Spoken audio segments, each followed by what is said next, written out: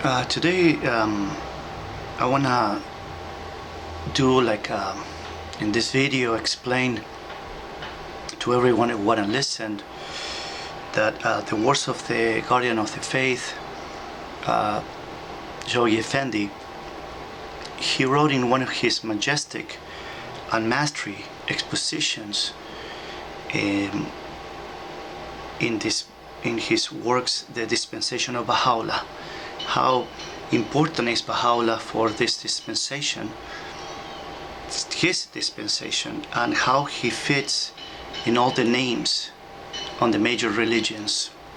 He stated the following: he who is in such dramatic circumstances was made to sustain the overpowering weight of so glorious a mission was none other than the one whom posterity will acclaim, and whom innumerable followers already recognize as the judge, the lawgiver, the redeemer of all mankind, as the organizer of the entire planet, as the unifier of the children of men, as the inaugurator of the long-awaited millennium, as the originator of the new universal cycle, as the establisher of the most great peace, as the fountain of the most great justice, as the proclaimer of the coming of age of the entire human race, as the creator of a new world order, and as the inspirer and founder of a world civilization. To Israel, he was neither more or less than the incarnation of the everlasting Father, the Lord of hosts, come down with the 10,000s of saints. To Christendom, Christ returned in the glory of the Father.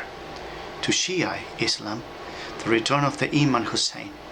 To Sunni Islam, the descent of the Spirit of God, Jesus Christ. To the Zoroastrians, the promised Shah Baram. To the Hindus, the reincarnation of Krishna. To the Buddhist, the fifth Buddha.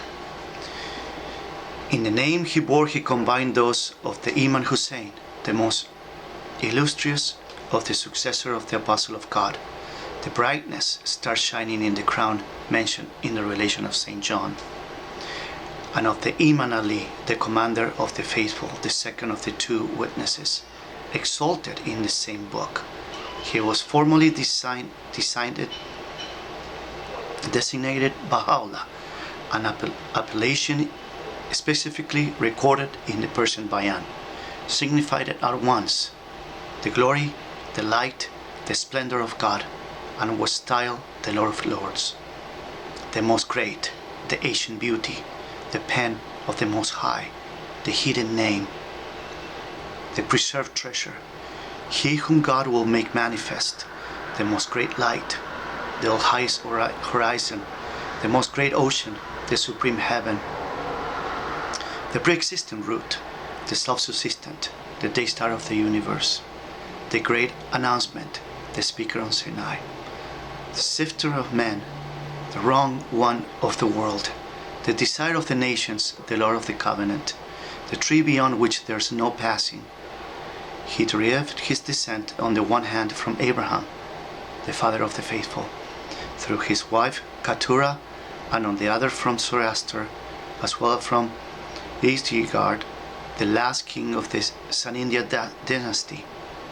He was moreover a descendant of Jesse, and belonged through his father Mirza Abbas, better known as Mirza Busumd, a nobleman closely associated with the ministerial cycles of the court of Fat Ali Shah, to one of the most ancient and renowned families of Mazandaran.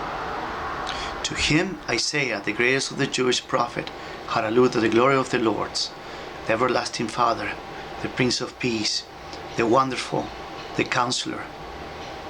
The rod come forth out of the stem of Jesse, and the branch grown out of his roots.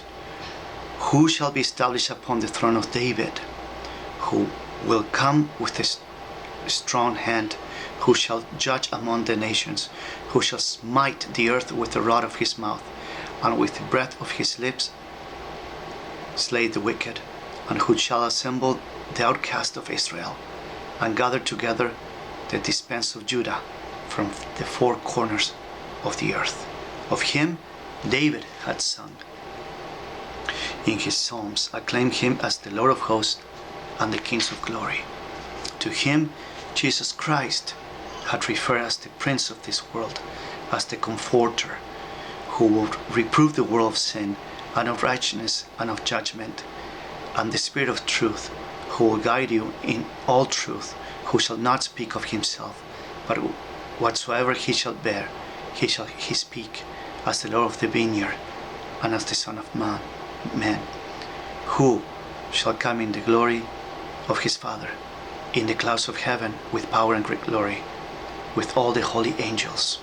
About him and all nations gathered before his throne, to him the author of the Apocalypse have alluded the glory of God as Alpha and Omega, the beginning and the end, the first and the last, identifying his revelation with the third woe.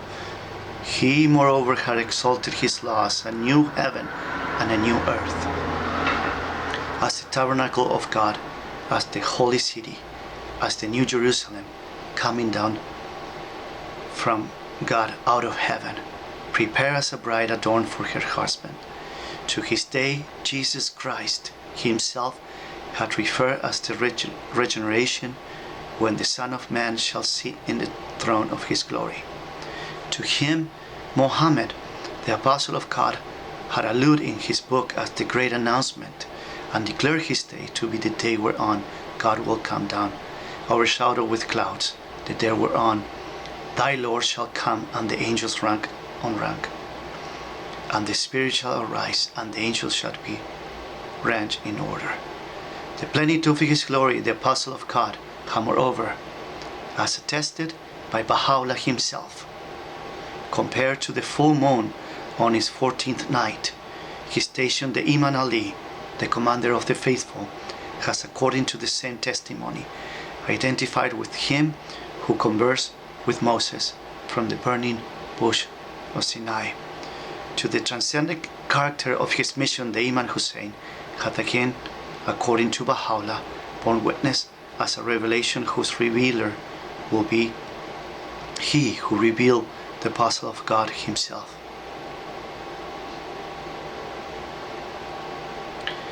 I know that Bahaullah complete all this, that all this prior manifestation of God were declaring and establishing as the law of eternal God, and that his dispensation, and this is his dispensation of all manifestation together, was the word a thirst to come as Bahaullah. He is the manifestation to follow in our days, as this prior manifestation established, and they disclose it for us.